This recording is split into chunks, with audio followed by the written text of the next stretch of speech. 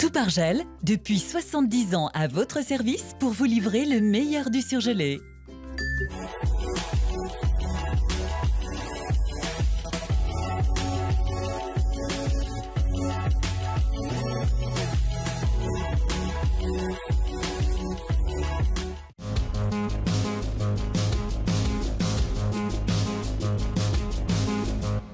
L'abandon du verre sur les maillots de l'Asvel fait bondir le maire de Villeurbanne. Le rapport de l'Institut Montaigne fait polémique aux assises de l'islam. Enfin, découverte de la Maison No et de son restaurant panoramique sur le toit. Vous savez, en basket, même quand on est un grand champion, on peut faire des fautes. On parlerait même en basket de faute personnelle. La décision de Tony Parker de gommer le vert, la couleur historique de l'Asvel, des futurs maillots, fait grincer des dents, à commencer par celle du maire de Villeurbanne, Jean-Paul Brett. Pour l'Asvel, le vert, c'est quand même la couleur depuis 70 ans. Alors, ça n'empêche pas des variations. Hein. L'an dernier, on jouait souvent avec des maillots noirs, mais il y avait des parements verts, le numéro pouvait être en vert. Et là, cette espèce de revirement, changement de cap complet, sous-entendu, il faut liquider le passé pour construire l'avenir, c'est ça qui va pas. Et je pense que c'est une faute. Même colère du côté des fans de la Green Team depuis mercredi. Les réactions se multiplient sur les réseaux sociaux. Pour les Green Gone, l'une des associations de supporters, si l'annonce n'est pas totalement une surprise, elle est toutefois précipitée. C'est compliqué, ça remet un petit peu en cause tout le travail qu'on a fait cet été, parce qu'on a fait beaucoup d'écharpes et de t-shirts avec du vert.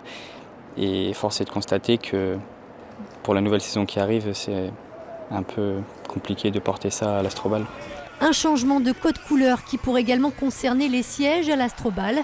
Sur cette question, Jean-Paul Brett préfère répondre avec humour.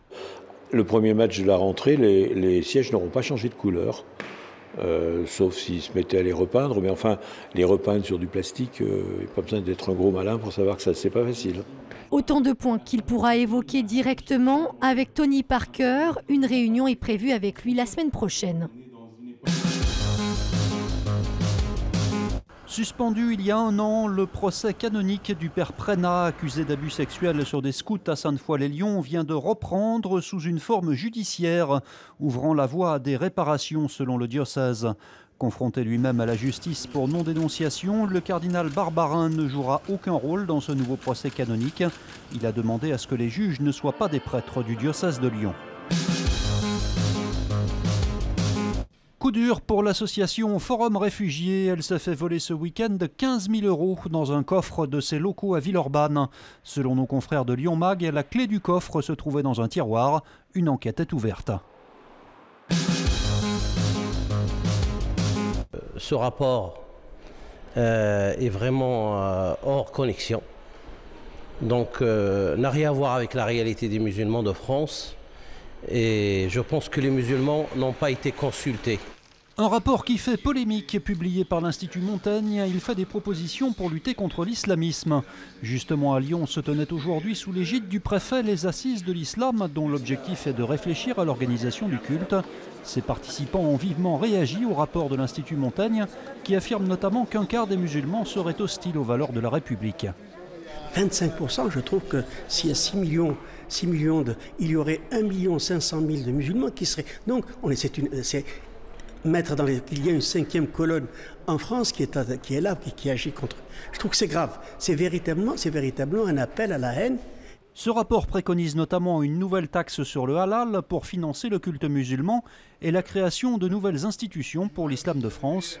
Un document de plus de 600 pages qui devrait être remis au président Macron. Le rapport de l'Institut Montaigne est une contribution, ça n'est pas pour l'instant une conclusion. La conclusion, c'est le président de la République et le gouvernement qui la donneront à l'issue des assises de l'islam et prenant en compte l'ensemble des contributions qui auront été faites. Derrière ces murs se cache le nouvel endroit branché de la place lyonnaise, la Maison No.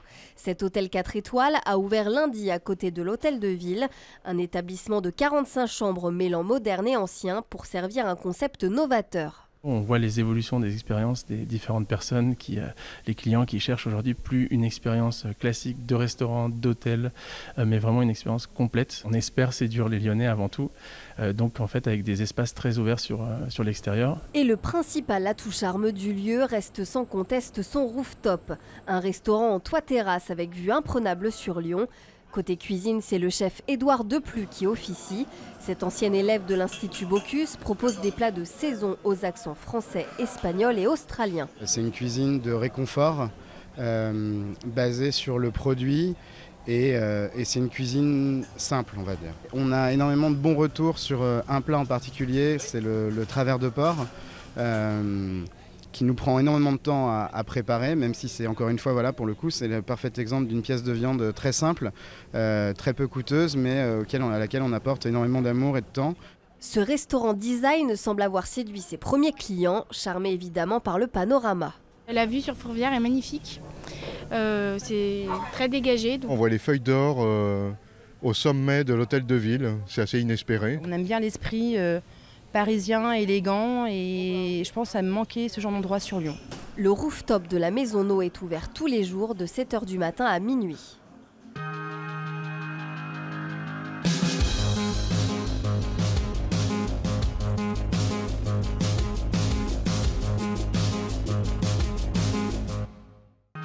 L'info continue sur TLM.tv, les réseaux sociaux et le fil info. La météo.